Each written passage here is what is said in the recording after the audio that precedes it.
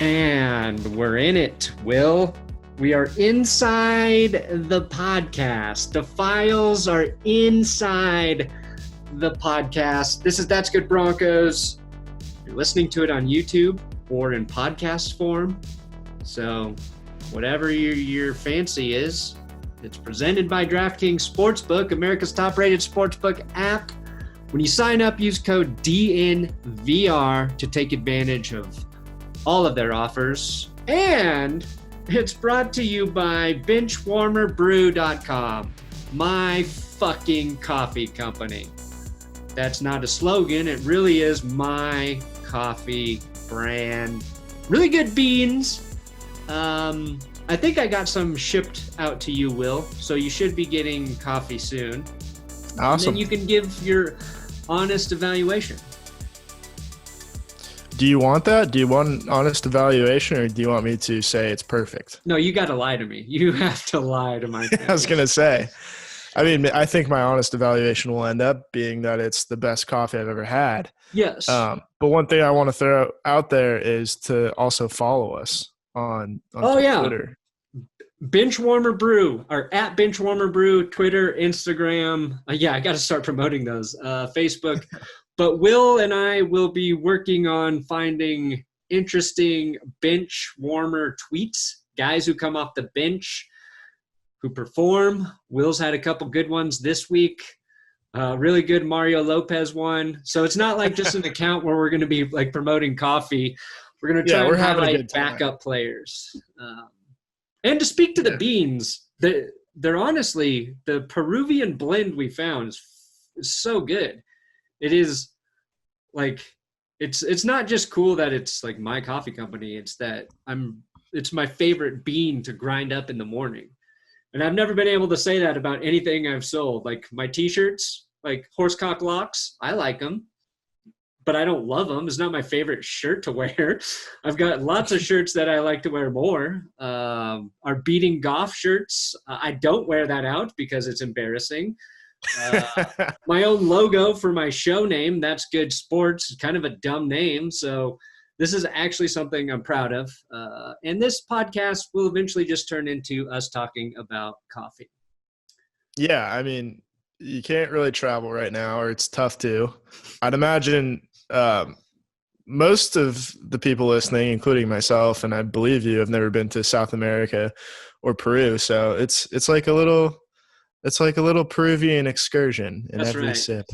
One sip will whisk you away on a vacation you've been longing for. Yep. I think exactly. I kind of had an idea to do videos called like Your Morning Crap, which is just like a short 2 to 3 minute video about sports crap that you need to know about from like the previous day. I don't know if I'll get around to doing it, and I thought like it might be funny if I read the news from my toilet. Yeah, I think that's a great idea. Anyway, so today, your eyes peeled for that. Today we're going to be talking about Broncos news, since this is a Broncos podcast. AJ Bouye suspended. Anthony Lynn had some comments that people want to take out of context. One of my buddies asked me about Drew Lock, Sam Darnold. It's kind of becoming a question because it appears Sam Darnold may be on the trading block after this season. And then I wanted to address something we touched on after the game about Melvin Gordon having the hot hand and Pat Shurmur failing to see that. But let's start with AJ Bouye getting suspended. Yeah. So it came out that he tested positive for whatever Will Fuller and Bradley Roby tested positive for. And old Shefty reported this morning that he's suspended for 6 games. So not only the rest of this season, but the first 2 next year. And there's no cap hit in 2021, so they could get rid of him. I saw a lot of people saying cut him. I think that's kind of a bizarre take. I think he's a good player, and he's the best corner, second best corner on the team. He's certainly the best corner when Bryce Callahan's injured, which seems to be somewhat frequently. But yeah, I think he's a good player, and it's going to be a huge hit for the rest of the year, especially given that Bassey's out, Callahan's out, now Bouye's out. Yeah, it's two things I want to touch on is one, the NFL and the PED suspensions. But before that, I think what happens, at least as somebody who pays attention to social media, is I saw somebody tweet about, they should just cut Bouye because he's a bad corner.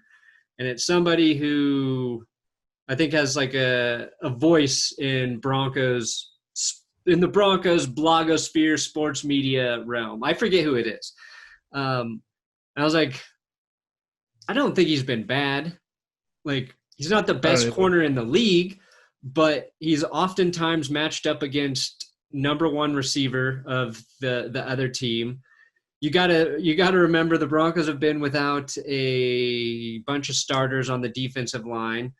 And I think if the defense gets healthy, he's probably the type of player who performs a little bit better.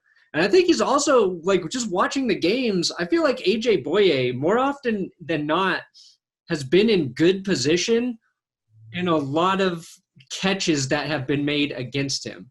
I feel like I've seen a lot of, like, receivers make really great catches while Bouye is kind of in pretty solid position. And, when Bryce Callahan is out, which he is fucking out, Bouye is your most experienced corner and a guy you want on the field. And, I think your plan was to have him next year, so you keep him. And if you want to address corner through the draft, do that. But also keep the two guys who've been playing the best in terms of at that position so far this season.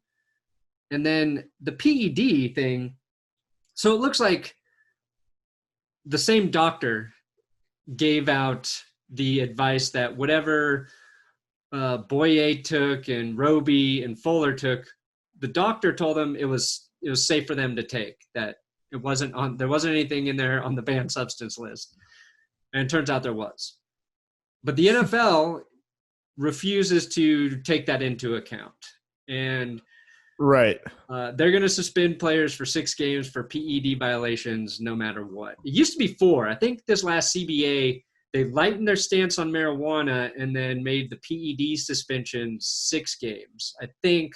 Or they just solidified it as a minimum 6 game. Before there was like different terms. But like, if that's a thing and they got bad advice from a medical professional, there's no room for nuance. Exactly. Maybe say the suspensions are indefinite right now. We're looking into this. If we find that they've been misled, then we're going to readdress the situation. But the players, they'll appeal. I don't know what's going to happen. And everybody wants to say, like, players are responsible for what they put in their body, right? Which I get, I agree with. And maybe, like, as a player, always go through, like, even if your fucking doctor tells you, go through your team and get it double cleared, right? But, like, that's part of your job. I get that. But if you've ever seen the banned substance list,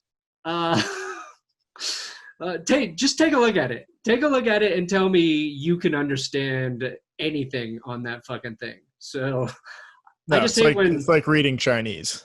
Yeah, because this looks like a genuine mistake. It's not like, some guy definitely was taking something and got, busted. It's a few guys at the exact same time, and it's looking like it's traced back to one source. So I don't know. It seems a little stupid. Yeah, and I think to that point, because Will Fuller took it on the Texans too, and someone who's always injured in Will Fuller, it feels like for him and Bouye, this was something to come back from injury quicker rather than to gain a competitive advantage a la, steroid use in the late 90s in the MLB. Yeah. But, like, what happens if, someone breaks into AJ Bouye's house while he's sleeping and injects him with HGH and he tests positive the next day? It's like, Is that just 6 games too? Yep. And I'm not saying those are analogous or anything, but it feels like the NFL is unwilling to look at these cases like on Yeah. a case by case sort of Yeah. basis there, and there's no variability and there's no room for nuance. Like I said earlier, it just doesn't seem fair to me. No. And like, if AJ Bouye was rated as the best corner in the league right now, and he'd had like 7 interceptions, 2 Yeah, pick just sixes, like an out of nowhere career year. Then fine. Whatever he's taking, maybe it's making him a super athlete. But yeah, it just seems like the NFL doesn't want to complicate whatever process it has, so it doesn't give a shit. Same way, like Des Bryant gets pulled for a positive COVID test day of the game, and there's a deleted tweet showing Des hugging some like Cowboys players or team personnel or something, and the NFL's like, yeah, there's no issue here, and somehow that's different than what happened to the Broncos, right? Like, right? The NFL decided, okay, well, both parties were wearing masks, and even though they hugged, it was under 15 minutes of close contact, and they're outdoors. By the way, like, do you think Dez was not interacting with anybody before the game either? Yeah. Anything like that? So the team flight, like, right. It's or what, they were in Baltimore, right? They were in Baltimore. Okay, so they weren't on a plane, but no, but you have to wonder, where did Dez get it from? Where, how long did he have before he contracted it to when he tested positive for it? There's the incubation period, all of that. Either way, it comes down to the NFL was like, no, we're not postponing this game.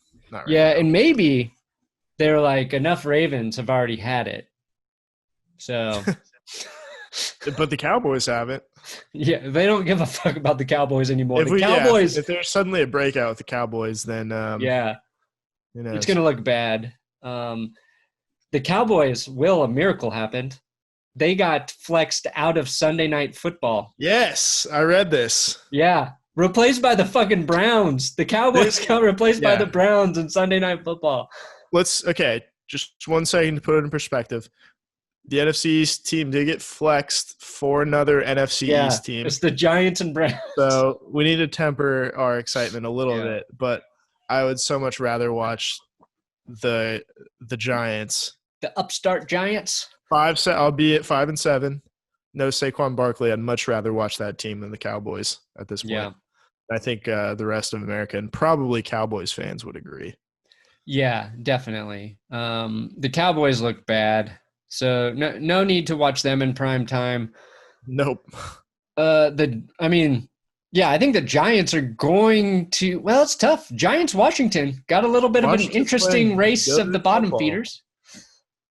What? Yeah.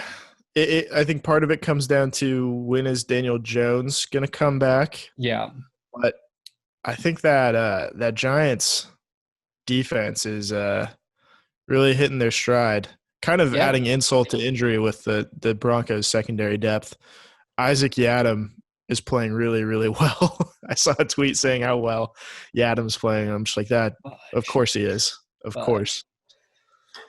Why not? Yeah, I mean, that's par for the course. Isaiah McKenzie catch another touchdown for the Bills. And, like, McKenzie's not like a huge receiving threat for the Bills, but Devontae Booker's going off for the Raiders. Yeah. I swear to Christ, every time I watch a Bills game, I see McKenzie involved in a play that makes an impact. Just like, sometimes the patience there and the player evaluation seem a little. Maybe always not as bad as a drafter as people have been saying. No, he just missed on QBs, and he had a bad streak in the second round for a while. I saw Ryan Koenigsberg tweet about, like, the Broncos free agent acquisitions, like the last 2 seasons, and it was like 95% of them were like hurt or some opted other out. issue, like Bouye suspended now. It's just like, oh shit. They're like getting almost no production from their free agent acquisitions. Yeah, So but they've all been pretty good on the field. yeah, no, I mean like Jarrell Casey would have been great had he stayed healthy. Right. And he's gotten a lot of them via trade for not much at all, Yeah, too. So these big. aren't just like free agent signings either. Like Bouye and Casey were both, I want to say like a seventh rounder and maybe a fifth rounder via trade. But yeah, he's been getting really creative, just with how he adds veteran talent. Lord Elway. Lord Elway. I think we both love and will genuflect to Lord Elway Yeah, more often than not. I'll defend him till the day To the I death. die. To the death. Yeah, it was bizarre because the ownership thing crept up again, with them saying Fangio and Elway probably aren't going to go anywhere until ownership is resolved. Is it just like us? But I don't want anything to happen to Fangio and Elway right now. As much as I criticize Fangio on Sunday, I don't think I gave him enough credit for the overall game plan.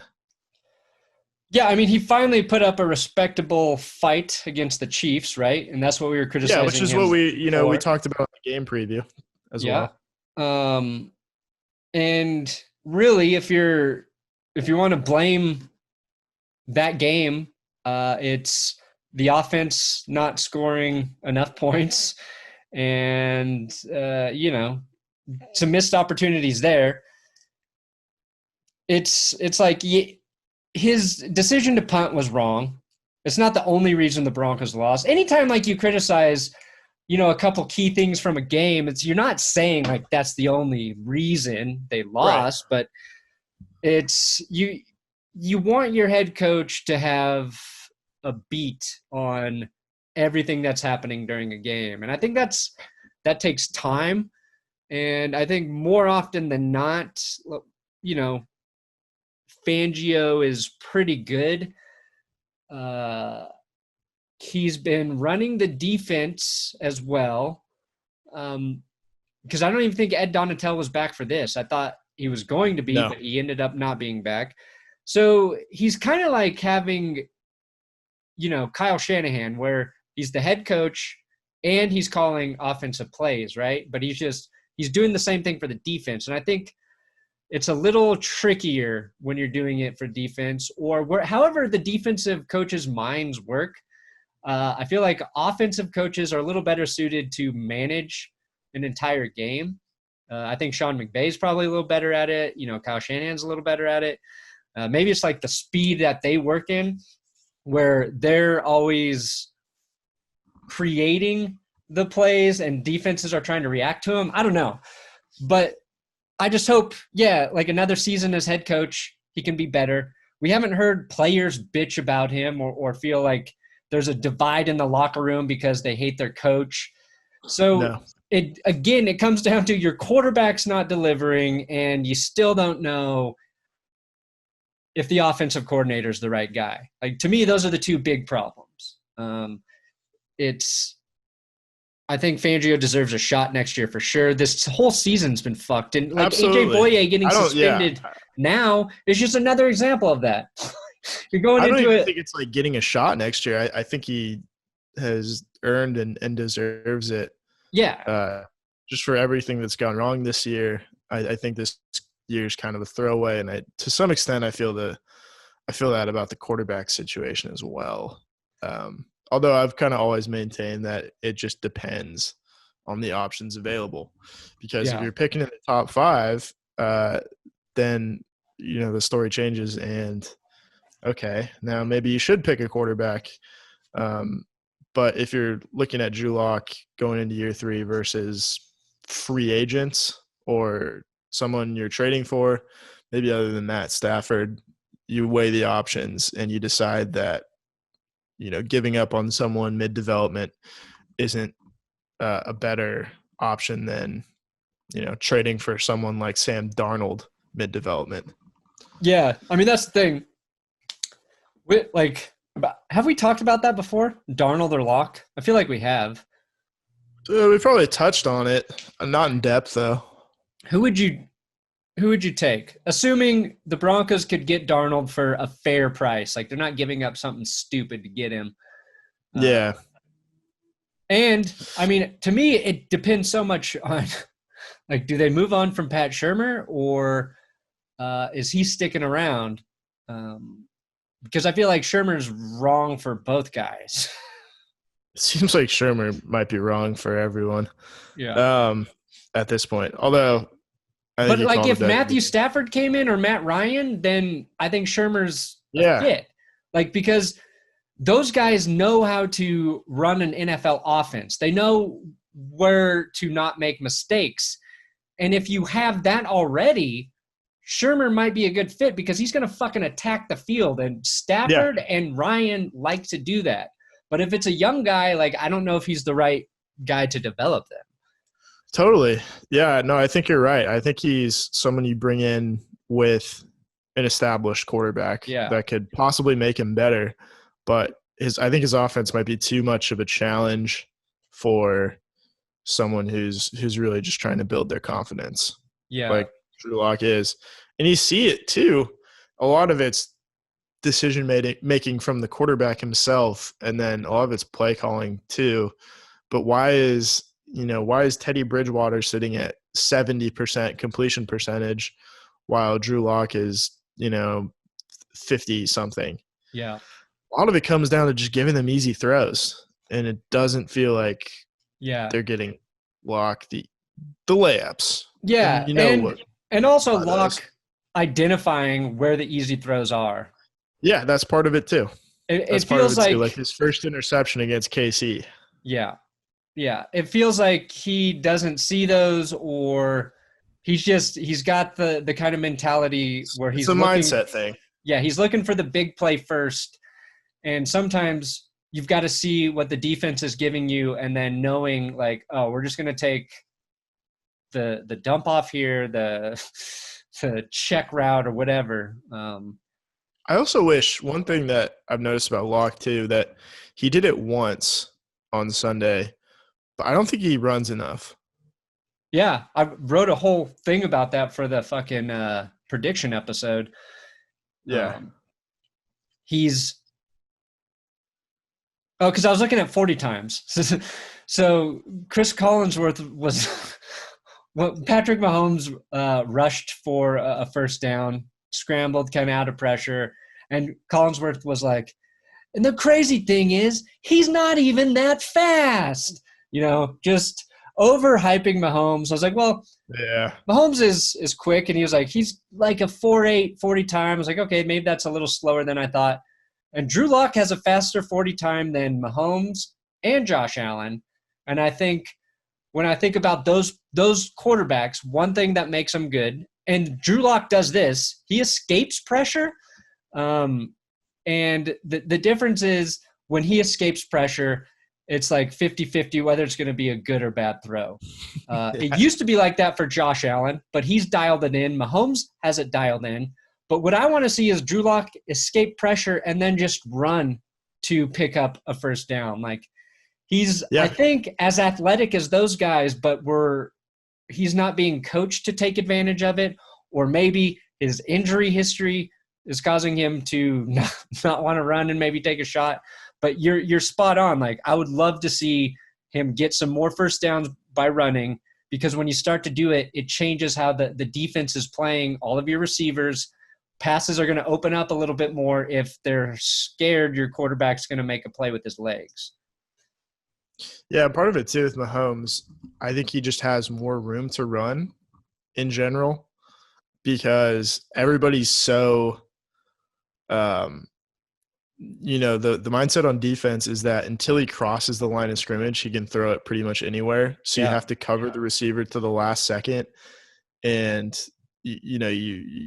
you commit too early and you leave the guy wide open, that can turn into a huge play for the Chiefs. Whereas I don't think that's necessarily a concern for Locke at this point. That's like Mahomes might not be the fastest, but like his running backs, he's also got big lanes. Yeah. To run. You've got an entire secondary worried about Tyreek Hill burning you for 40 yards every play. Yeah. So there's like, unless you're keeping two linebackers in that sweet area, the whole field opens up once those Chiefs receivers start spreading out. And Josh Allen, well, he'll just fucking hurdle a dude. So it's yeah.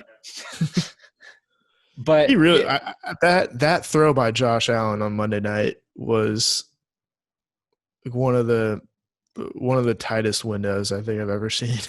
Yeah, you had that in the script, and because it was to Gabe Davis, and then the first Gabe Davis clip I was looking at was when he was wide open for a touchdown. So I thought you were making like a joke at first, and then I realized you were talking about the other pass Allen had to him. So yeah, because I was watching that game with my dad, and I went to the kitchen for a second, and I missed the throw and came back. My dad made me rewind the play like twice. He's like, "You got to see this. You got to see this." Yeah, I was like, "Wow, damn!" Especially from that end zone view. But it's really crazy how, like, when Josh Allen was coming out, everybody just like viewed him like he was Elway bait, and people were like, "Well, John Elway's going to take him. John Elway's going to take him." And now that he's good, it's like a mistake that Elway didn't take him. Yeah, I don't think he would be good here in Denver. No, probably not. I don't think he would have gotten the same loyalty and dedication to grow and work with. That's true. Yeah, I mean, Josh Allen he played more games in his rookie season than Locke, and he was better last year, but he was inconsistent too. Yeah, and I think the Bills probably had a better team around him than the Broncos do now, especially when you factor in the injuries. But yeah, I think quarterbacks can take a huge leap from year 2 to year 3, and you have to clean things up too, because Josh Allen really cleaned up his footwork, and that improved his accuracy. Yeah, I don't know if Locke is super inaccurate when he sets his feet, because he can set his feet really well, and they're not necessarily broken. It's just that sometimes he gets out of the habit of doing it. Yeah. And that's what screws up the accuracy. That's like when you look at Josh Allen, that's why you have some hope for Drew Lock, because I am generally under the impression that when a quarterback is inaccurate in college, as Josh Allen was his senior season or his final season, I think it was his senior season. Like, to me, that's a really hard thing to fix at the pro level, and more often than not, you're fighting an uphill battle. But I have a little more hope seeing what the Bills have been able to do with Josh Allen, because now he is making throws like, the one you're talking about. And I think even in that Chiefs game, re-looking at that Tim Patrick touchdown pass from Drew Lock, it was incredible, perfect. Throw. It was perfect. Yeah, so absolutely perfect throw. It's getting that confidence back in your QB, and it's getting their mechanics, straightened out, and hopefully that comes with time. It's two things there too. It's, as a quarterback, you want to know what you're doing every play, and that's like the whole play. It's reading the defense, going through your progressions, and feeling good about that, and feeling good that your line is there and it's going to hold. And it's like, once you feel good about those things, then your mechanics are always the fundamentals are reliable, and they're there every time. Right. When you're worried about not knowing, say, like what you need to do with the ball, you're overreacting to maybe a pass rush that isn't there. Like, all that other shit kind of goes out the window, and you don't see, the evolution that you want, I think. Yeah, and I think another thing is right around game 4 in Josh Allen's second season in Buffalo, his passing numbers were worse than Drew Lock's through a full season, which I think it's been now for Lock. Maybe, because it's close, because I'm trying to factor in the injuries and the close contact bullshit. Yeah, it's hard to tell how many games Lock played. The difference, I think, Josh Allen was able to rely on his running ability too.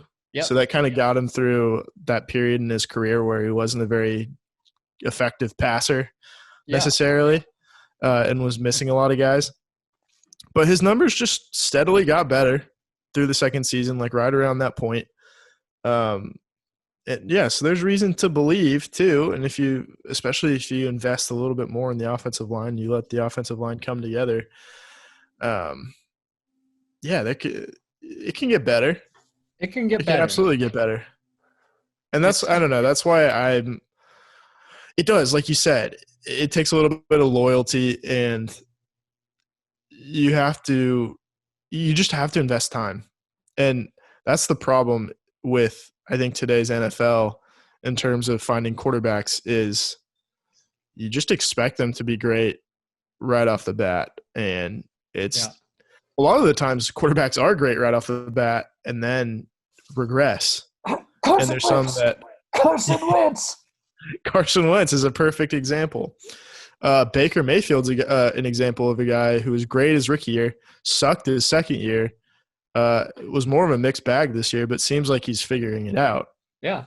But you have to ride these waves, and a lot of people who watch the Broncos aren't willing to do that whatsoever, and that's part of the reason we're not finding quarterbacks. Yeah, you look at Baker Mayfield compared to Drew Lock. What's the similarity there? There were some big coaching changes between seasons 1 and 2 for them. Yep. And then this year when he's starting to play well, it's like the Browns have a competent head coach who's also came in with a system that fit Baker's strengths. Like, play action, rely on that run game. And the emphasis for the offense is not Baker Mayfield. No. It's Nick Chubb, first and foremost, some Kareem Hunt, run the ball, and then use play action.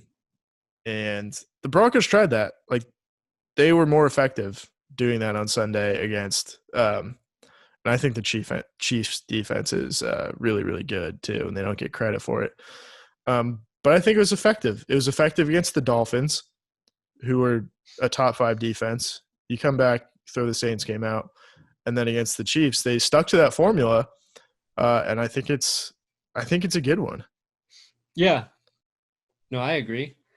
And if you're looking for a winning, keep it coming. If you're looking for a winning formula, maybe check out DraftKings Sportsbook. America's top-rated sportsbook app is wishing you the happiest of holidays. And to kick off the season of giving, DraftKings has new promotions and odds boosts every day this week. Luckily for us sports fans, there's an abundance of action taking place this week. Football teams are in the hunt to secure their place in the playoffs, not the Chargers, while college basketball season is just getting underway. There's no better place to get in on all of the action than with DraftKings Sportsbook. So head to the App Store now because you don't want to miss this. DraftKings Sportsbook is giving all new players the chance to earn a sign-up bonus of up to $1,000 when using code DNVR. DraftKings Sportsbook has endless ways for you to bet, from live betting to betting on your favorite players like Jerry Jeudy. I just want to see Jerry Jeudy get more catches. But DraftKings does it all. And to celebrate this weekend's UFC 256, DraftKings is giving all MMA fans who sign up now the chance to triple their earnings when they place any bet on UFC 256. So download DraftKings Sportsbook app now and use promo code DNVR when you sign up to get up to $1,000. That's code DNVR to get a deposit bonus of up to $1,000 for a limited time only at DraftKings Sportsbook. Got to be 21. This is for Colorado only. Bonus comprised of a first-time deposit bonus. Deposit bonus requires me to talk. Requires 25 times playthrough. Restrictions apply. See DraftKings.com/sportsbook for details. Gambling problem? Call 1-800-522-4700. Okay. We were talking about the running game a little bit before that. So in my limited time where I leave my home, I went to the grocery store yesterday. I caught a little bit of Zach Bye and Brandon Stokely on the radio, and they were talking about something we actually talked about in the post-game Broncos recap, and that was Pat Shurmur continuing to try to get Phillip Lindsay carries, even though he wasn't really playing well, and Melvin Gordon was playing extremely well. I think Lindsey finished with like 2 yards per carry, didn't have a run longer than 4 yards. He was hurt coming into the game. And we've talked about, like, it's a good thing to have the balance on the running game, not just running to passing, but splitting carries between Gordon and Lindsey. All about supporting that. They were saying they like the same fucking thing. And it made me feel better about our observations. Two, we could do that job. Yeah. I was thinking, like, it is such an underrated skill, I think, as a coach, to, like we were talking about with Vic Fangio just a little bit earlier, to feel the game and see what, like, we're able to see at home. And it's not a knock on Lindsey to give Melvin Gordon more carries in a game where you're having success with Melvin Gordon. It's like you're doing a disservice to your offense by not feeding the guy who's playing really well. And we've been hard on Melvin Gordon at times, for various reasons. But then they hit on, the Patriots doing that as well. Like, one game, Rex Burkhead will have like 25 carries, and then you won't see him for 3 weeks. And then it's Sony Michel. Like, they figure out, who has the hot hand. But that got me thinking, the one thing Patriots game plan, it's just so much better than I feel like the Broncos offensive game plans, where they identify mismatches before the game even fucking starts. And they tool their game plans before. It's not like an accident that Rex Burkhead's going to get a huge workload in a game. I don't think. I'm sure there's occasions where they're like, oh shit, this guy is playing well because this linebacker went out. We didn't foresee that, and we're going to give Rex Burkhead more carries because we think there's an advantage here. Yeah. And it just doesn't feel like the Broncos offense does that during games, and it doesn't feel like they observe those sort of mismatches prior to games. Yeah, I think with the Melvin Gordon thing, first of all, I think people have been way too hard on him. And they really didn't like the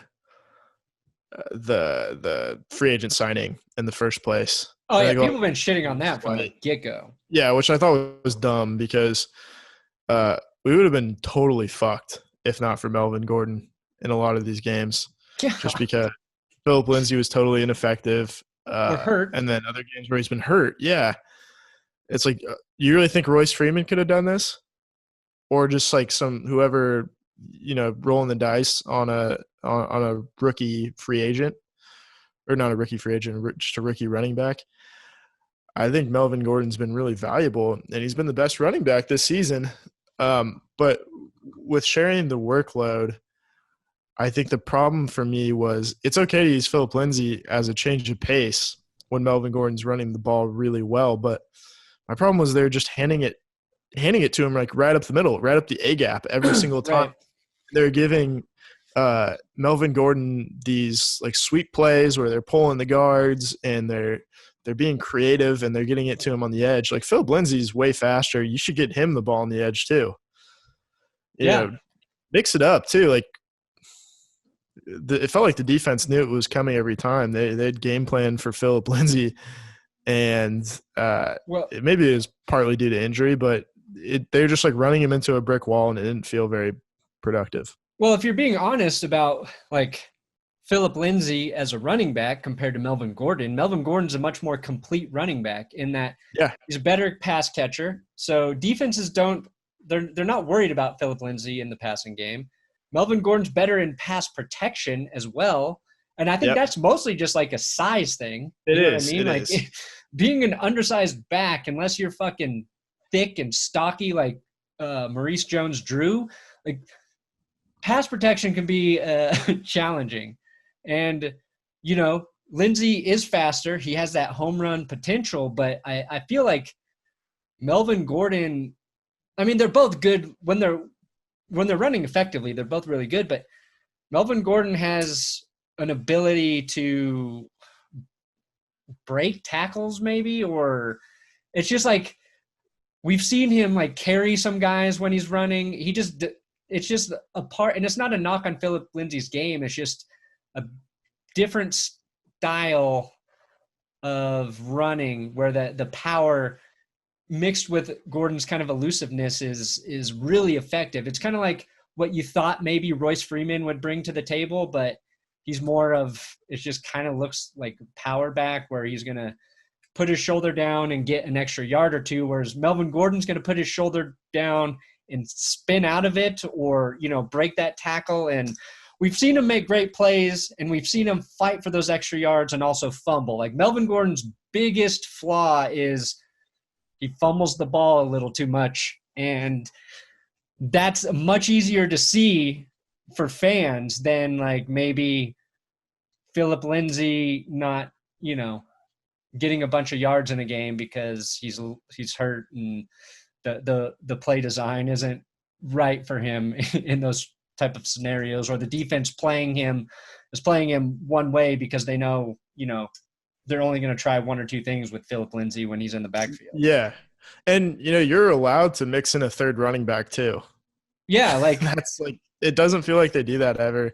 If Lindsay was hurt. If Lindsay's not working, then, or if he's hurt like last week, maybe, don't force the ball to him if you don't want to be creative and get him some tosses or stretches, or that's not available because he's, only 70%, then the Patriots use all of their running backs. Yeah. They use James White. They use Rex Burkhead. They use Damian Harris. And then I forget the other guy, JJ Taylor or something. But they get use out of all of them. Yeah. And they have these change-ups, and like Burkhead and James White, they'll catch the ball and then they pound it with Damian Harris. So you gotta – what are you keeping that third running back for on the active roster if not to give him the ball a few times? Yeah, it's just it's 100% about knowing every player's strengths and using that player for those strong strengths. Right.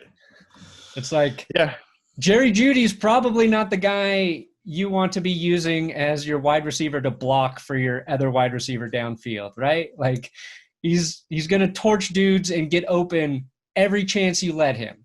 So if you know that, figure out how to get him the ball and make that the easy throw for Drew Lock, right? It's just about figuring out. It would be like if I asked you to write me shit you weren't good at writing. Yeah, it's helping no one. It did hurt a little bit seeing Jerry Jeudy, the stat line for the last 2 weeks, 0 for 0, 0 touchdowns.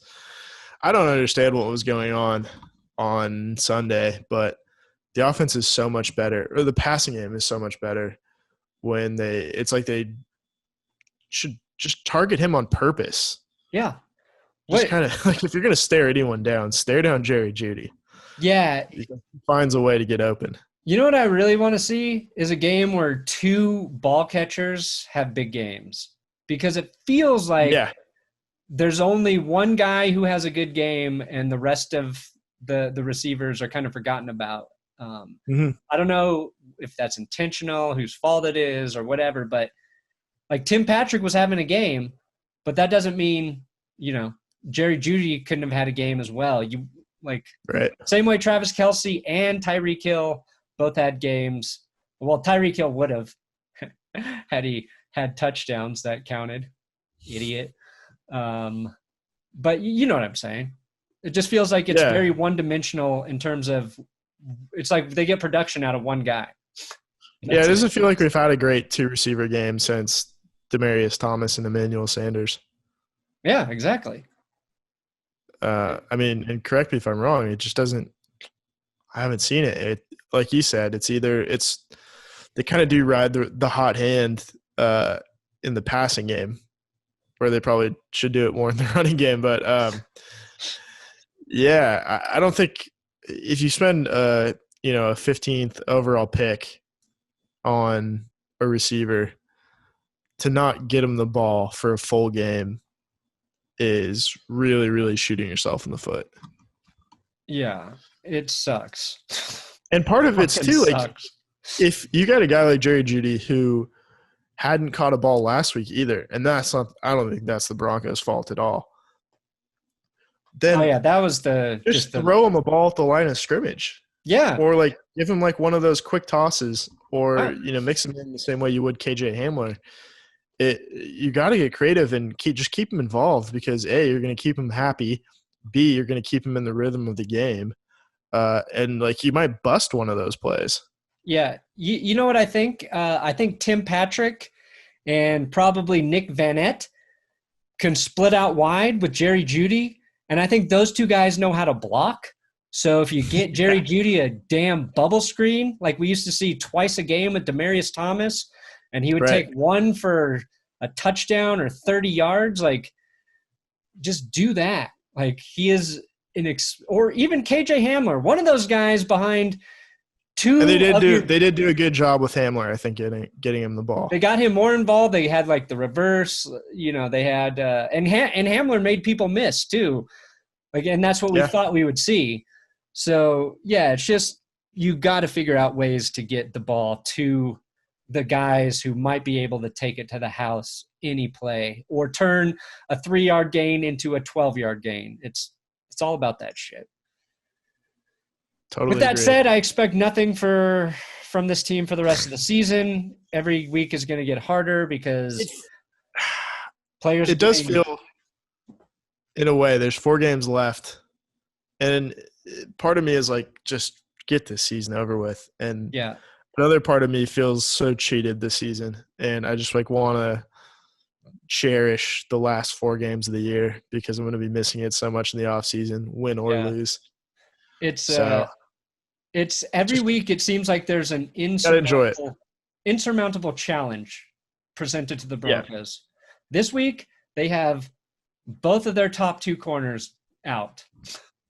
And it's just like, I feel like there's going to be something next week. You got Shelby Harris back, and he was playing lights out. But guess what? Now try to defend without your corners. Good luck. Fuck you, Broncos.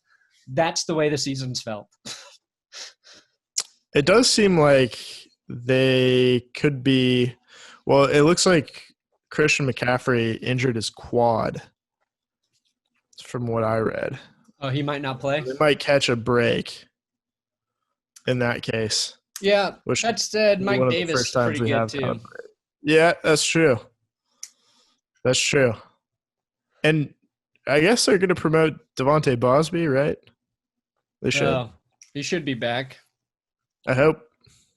Should have been in the fucking game last week, but whatever. Yeah. They might have no choice at this point. Bosby by default. Bosby by default. Let's do it. All right, that's enough. Right? We nailed it.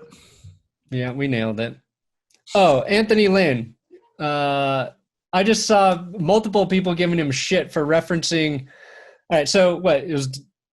He said December 7th, Pearl Harbor right? Day a couple days ago. Pearl Harbor Day. He used that as an example when talking to his team about you can be down but not out. Like, just a reference to the team to be like, look, that was a really terrible situation, but they fought their way out of it and got through it. I think he's trying to channel that message to his team, but people want to be like, Anthony Lynn comparing the Chargers to World War II. It's like, fuck off. Like, he's a coach trying to motivate his team, and he's probably going to get fired because he's been doing a bad job at getting the best performance out of his team. I'm just sick of everybody getting criticized no matter what they say. It's just so stupid. If you're upset about this, just get a life. Yeah. Get a damn life. There's so many real things to worry about. Yeah, coaches reference that shit like all the time. Anthony Lynn just happened to say what he referenced in a press conference. Yeah. I'm sure Bill Belichick references the Nazis all the time, but he brings it up probably in a positive way. That's the guy you should be fucking mad at. The Nazis were down and out in Russia, and they fought back. Yeah. Isn't like one of the greatest quotes, was it over when the Germans bombed Pearl Harbor? What was the quote? What fucking movie was it from? It was like a halftime speech, and they're like, was it over when the Germans bombed Pearl Harbor? Oh. Animal House. Oh. Right? Yeah. Halftime speech to Animal Same House. thing. Didn't have a problem with that. Yeah, Was it Belushi who said it? I think so. Yeah. R.I.P. All right. Well, that's it. Thanks for listening to the podcast. And I am going to retire. Good night and good luck, because I think every episode should now end with John Elway played his entire career without an ACL. Never forget that. Always remember. Always remember. Oh, yeah. Can't use never forget either. Always remember.